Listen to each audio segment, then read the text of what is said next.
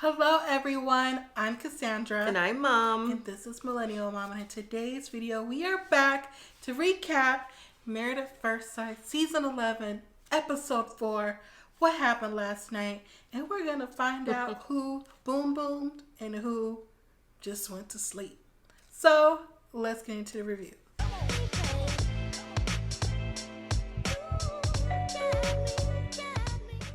So we're going to start with Amelia and Bennett.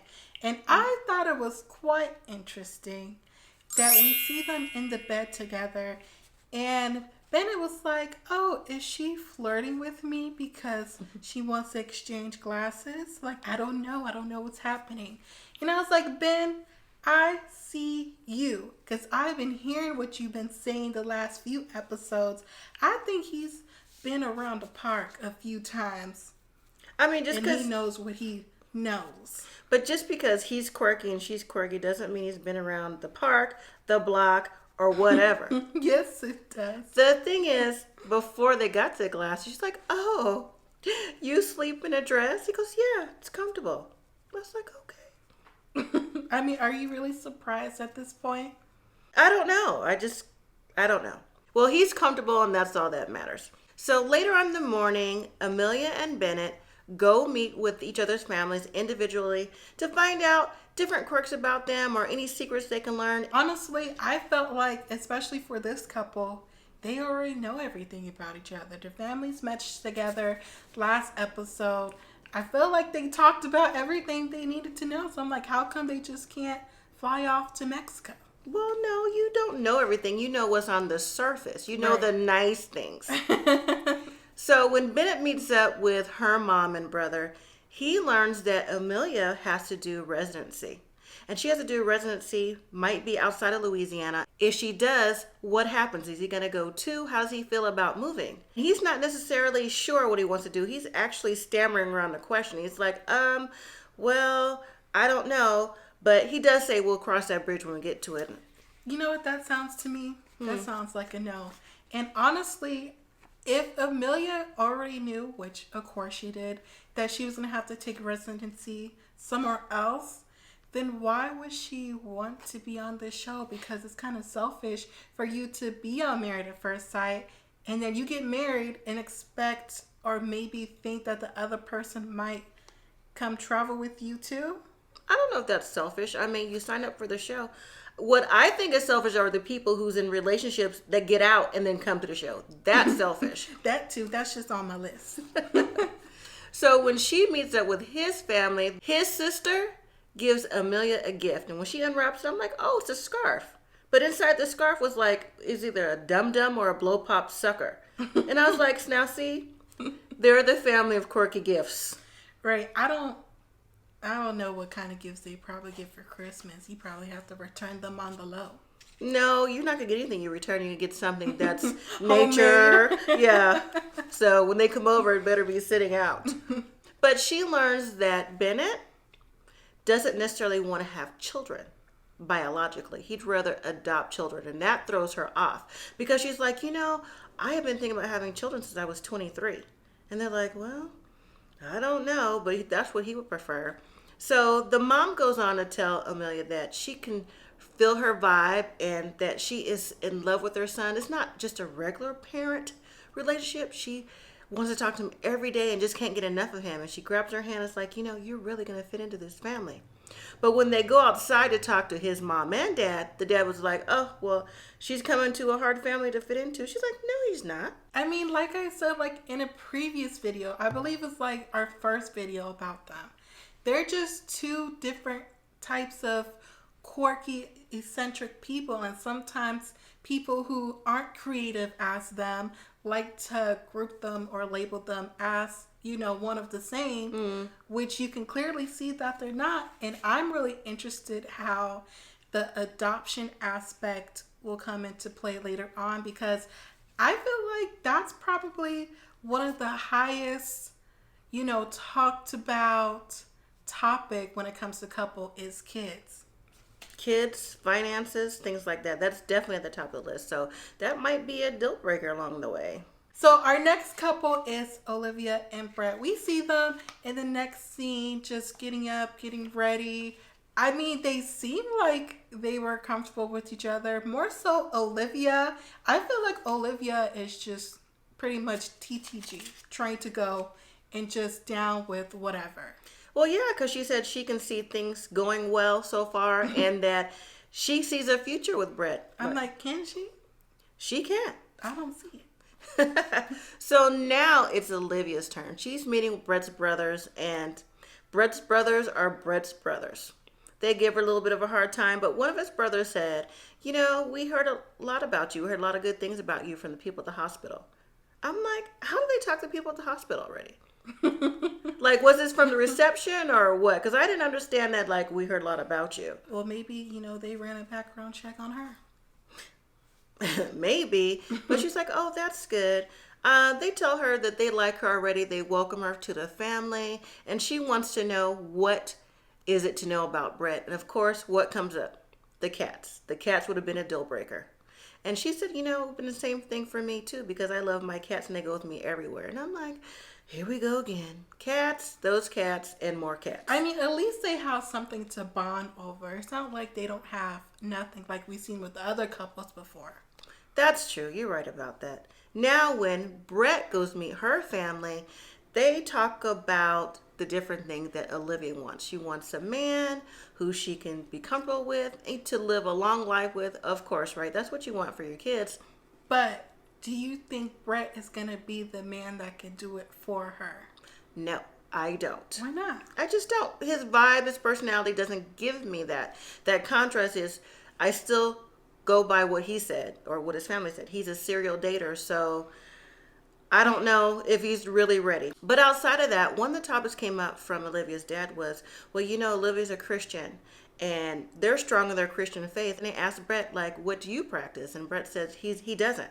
You know, he appreciates the fact that she's a Christian, and they actually talked about it last night. But he's going to go with what she wants, and he is okay with her practicing her religion, but he's just not going to follow or is not wanting to follow the traditional what it should be for spirituality. Yeah. So the family was like, okay, they looked at him a little side-eyed at first, but at the end of the conversation, Dad did say, well, you know, he told us the truth. He's a man's man, and hopefully he's being honest, and hopefully he'll be good to our daughter. Yeah, see, that's another topic behind kids is religion. That can just be one of those things that cannot make it for this couple. Even though I never really saw for Olivia and Brett, I don't know. I think that's going to be another thing that plays out unless Olivia, once again, just goes with the flow and just does a 180. That's true. And you know what? One thing I forgot to say was Brett's brothers told Olivia that Brett wants kids. And Olivia doesn't see that for herself right now. She don't want kids? Not right now. She says she has too many things to do. That's actually two things that they're not necessarily on the same page with right now. So the next couple we see is Christina and Henry. And what caught my attention the most was when Christina said that like one of the highlights about their wedding last night was Henry's friends. Because she felt like they liked her. And I was like, how did she get that impression? Exactly. How did you get that impression? Because when they said, not to be judgmental, but I'm like, you like that from his friends saying they don't want to be judgmental and are you sure you really want to do this and all the negative things they had to say? But okay, Christina. Well, maybe because Christina does carry a negative vibe, so maybe that's why she messed with them so well. Maybe. But one of the things that got me was when she asked Henry how things went, she talked about for herself that she didn't have her charger and her phone died. And I'm like, that's what you thought of last night? That's the first thing on your mind? Not like the reception, how everything looked, meeting your family, just your charger? Yeah, see, I thought she was just like that for like, you know, being a bridezilla. But I feel like she's like that all the time. Yeah, I'm starting to see that in her personality too. Hopefully she could ease up a little bit. We'll have to see, because with Henry, he doesn't give that in your face personality. He gives that reserved kind of thing. So I don't know how that's going to work out as far as their communication skills go. So now Christina meets up with Henry's family, and Henry's dad is there, his mom, and someone else is there. I don't remember who, but they ask about how things went, which all the families do. And she said, it's going good. I think everything's moving along. And Henry's dad was like, oh, really? I think things are overrated. I mean, he's got a hairy chest. He looked like a bear. I was like, Dad, do you really like your son? Okay, see, now he can't have a hairy chest and look like a bear. But then in the last episode, he's just so proper, pampered, clean, and ironed to the T. That's two different people, Henry's dad. Well, that's Henry in clothes and without clothes. I don't know. I think his dad was being a little shady. He need to leave his son alone. Well, his dad tried to tell Christina, listen, you may have a communication issue because he's not very talkative and he's actually soft. He's a mama's boy. Well, maybe he's not talkative to his dad because his dad is just so much personality and Henry is so, reserved, the real cool, calm, and collected person. So some people just don't work like that. They try to force themselves on us, especially because they think they're a parent. Yeah, but also either his mom or someone at the table was trying to say something and the dad was like, if you don't like what I'm saying, you could go ahead with that. I was like, okay. Like, don't even try to jump in here. I'm telling the truth. But Christina took that as good ribbing because she says her family does the same thing. Like, they love you when they tease you. And I'm like, I don't know about that. No, not necessarily. I don't know. But when Henry meets Christina's mom and grandma, it's a completely different conversation because they're talking to Henry and he's just eating. He's like, oh. And they're looking at him like, you going to say something? You going to ask? Eventually he does say, what is any funny stories you know about Christina? And the grandma says, well, she likes to eat gumbo and she likes to eat. I'm like, that's not a funny story. I mean, but what kind of question is that anyways, a funny story? I wish someone that I am dating would ask you a funny story about me. I'm sure I could come up with one. Well, the mom said to Henry, well, do you cook? He said no. She said, oh, well, that's something that me, you, and Christina could do. So she's inviting herself to help out cooking. And they're like, well, maybe you can grill. He's like, no. Well, maybe. But he said, I've been a bachelor for so long, so I'm just used to getting by. And they're like, okay. And so the grandma's like, well, Christina, she's a communicator. And it would be a good thing if you're able to communicate because that helps relationships grow. He's like, And I'm like, Henry, if you can't even talk to her mom and grandma, how are you going to talk to Christina? Like, how do you build a foundation if you can't even have a simple conversation about anything? Like, the sky is blue. What do you do? How was Christina when she was a kid? Something like that. And he's just like sitting there. Well, I believe this is something that the experts already knew about Henry, and they still allowed him to go with the show anyways. So maybe throughout the process, we'll see more of the experts and actually do some counseling and do their job in the marriage that they're supposed to do. Maybe help him out some. I hope so, because he needs a little bit of help in the communication department, so it seems. Next, we see Karen and Miles. And, were you surprised that Karen took off that wedding dress? Yeah, the next morning. She slept in it the whole night, and I think it was planned because she didn't want to be bothered with anything. But I don't think it's even about that. She didn't even really, in my opinion, get to know Miles a little bit. Didn't even engage in conversation. At least we didn't see any. While the wedding dress tripped you up, I thought it was once again quite interesting that she said one of her reasons on being on the show is because, the New Orleans dating scene sucks and she just wanted to try something different.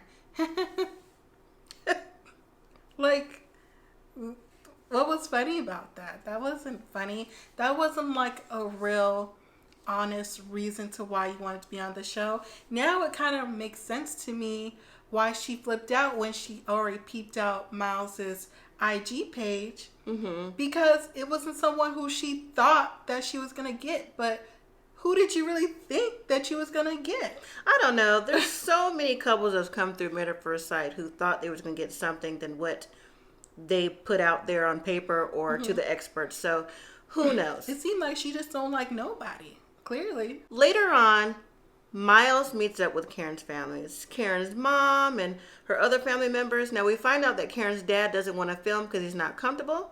But Karen's mom starts off with the questions like, why are you good for my daughter? What makes you a good man for her? So on and so forth. And Miles answered the questions pretty good. He said he's a good man because he is willing to put Karen's needs first, what she wants, what she needs, take care of the household, things like that. But is that components of being a good man to you, Mom?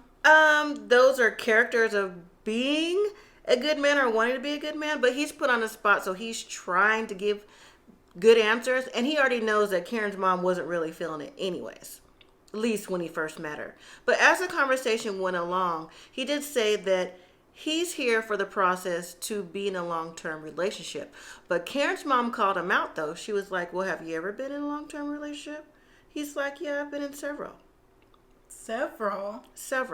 So he tried to clean that up a little bit.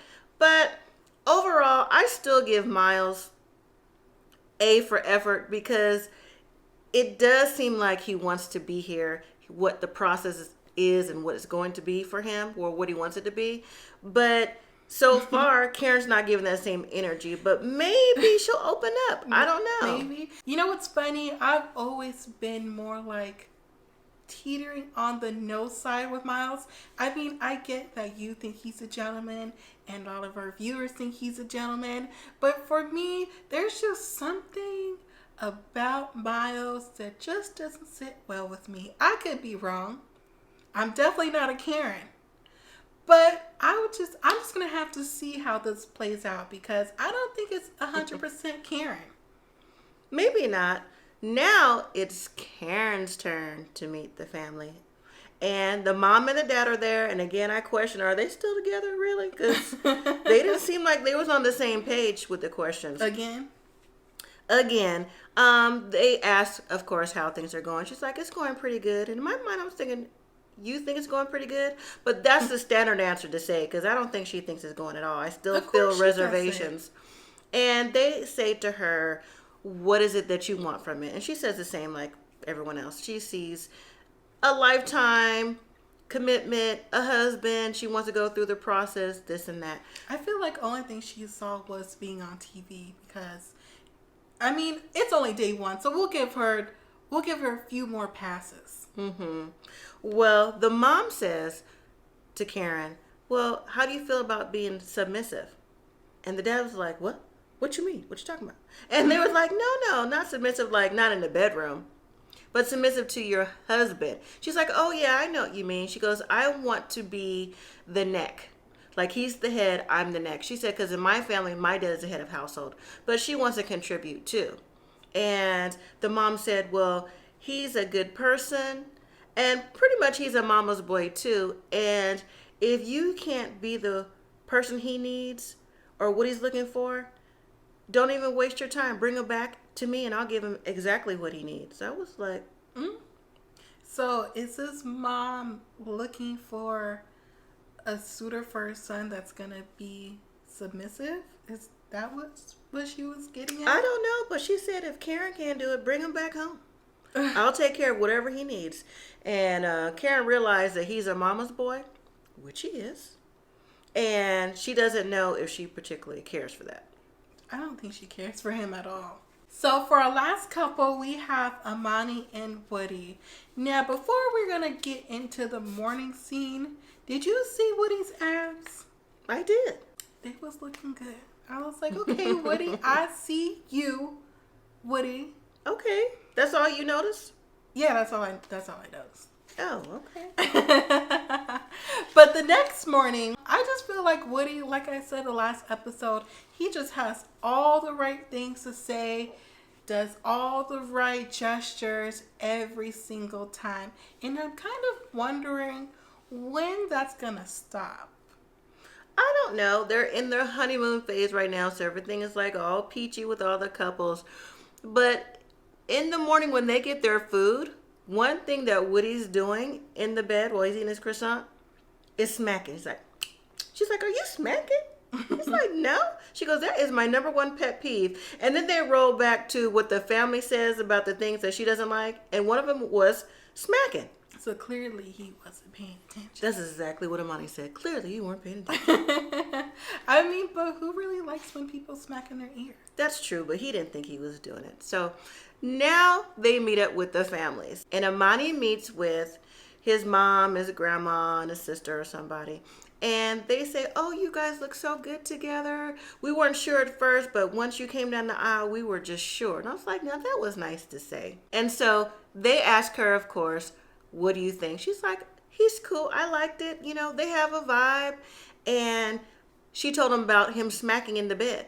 And the grandma was like, I have never heard him smack. Even when he was hungry or starving, he's never snacked. So that took grandma off the edge for a minute. She's like, don't talk about my baby. The mom was like, really? And of course, she remembered what the family said about it. Overall, Amani asked, so what is something I need to know about Woody? And one of the main things they brought up was Woody has a temper. Does he? And the mom said when Woody gets upset, it's almost like it's the devil coming through. And they were like, well, how could you calm Woody down if he got like that? She's like, oh, no. He'll have to come back and talk to me because I don't do that. Like, he'll have to calm down and when he feels better, like, we can talk about it then, but that's something I don't do. Do you agree? That is very interesting because I was going to ask you that question, but you spun it on me. How I feel about topics like that when people look for the woman to try to be that comfort, that solace for the man. Yes, they should be, but they shouldn't always have to depend on the woman because they are their own self. And I don't like when people, whether it be from their other family or their friends, you know, when the man, in this instance, does get all hyped or get out of character or get angry. Right. They always look at the woman like, well, what did you do and what are you going to do to fix it? And it's like, it's not about what I'm going to do to fix it. It's about what he learns for his own self-management to fix it. I mean, I help him out a little bit, but that's not my job. Whether she's married to him, because she's married, a girlfriend, a best friend, or whoever. That's just how I feel. Yeah, that's true. Wait, I want to know what you think about that. Well, when they meet back up to talk, I'll let you know my opinion on that. So now we have Woody. He's meeting up with her family. Everyone's there except for the stepdad this time. And here we go with the questions. How was it for you? He's like, everything was cool. You know, I was loving everything and we vibe, we mesh, we're doing good right now. I could see us moving on. You know, he just had it all figured out and was smooth with it. And one of the main questions that he was asked, which I was surprised by his answer, was, have you been in a long-term relationship? And his answer was yes. Well, what happened? Well, it didn't work out because we couldn't communicate. We were cheating and all kind of stuff happened. So that just sounds like a whole toxic relationship. And they're like, oh, okay, so how do you think that you've changed or whatever? He said, you know what? That's when I was young. I've grown up now. I know what to expect. I'm married. I wanted to be one and done, and I wanted to be with Amani. See, no, I would have to know ages because for people saying that's when they were young, that could be a year ago. That's true. Well, the mom did say you haven't lived long. You know, I think he's only 30, so that's true. When was it? But they didn't ask the specifics. And he just wants them to know he, again, is in this for the long run. He only wants to be married one time. And I agree with that if you can. I mean, most people try to be married one time. But with this process, the overall rate of being married and staying married is a different situation. All right, so after all the couples met up with their in-laws, they all meet back up to see what was said, what'd you hear, what'd you find out. Now, Amelia and Bennett's conversation, that came up, that child thing came up, and Bennett was strong in his truth. He was like, yeah, I don't want to have children. I want to adopt because the world is so overpopulated. I feel it would be best to adopt children. And Amelia's like, yeah, I like adoption too. But, she wants to have children of her own. So they may not be, again, on the same page when it comes to that. But I don't know. He always gives interesting insight on why he thinks or believes something. That's true too. He really does. Now, Olivia and Brett meet up and she says, well, your family was tough at first, but they welcomed me and I was happy to be there. They said a lot of nice things about you. And Brett said the same thing, like, I felt welcome too. And they asked me about the religion aspect and he's told them how he felt and they were accepting, as long as you're allowed or you feel that you can do your Christianity the way you want to. Something like that. He gave kind of like a round-the-way answer to that. Well, Olivia, she's just like a chameleon to me. And Brett, we just have to see with him. Everything is a TBH with him. And Christina and Henry meet back up. And Christina says, oh, I had a hoot with your family. I love your father. And Henry's like, yeah, okay. And she's like, well, what did you learn? And he was just like quiet, his normal self, like, a little bit, and you like to communicate. So he didn't really do back and forth. And I just really need him to bring that out. Like, Henry, you have to talk. That's the only way. He is talking. About what? He's giving his points. Let the man live. Okay.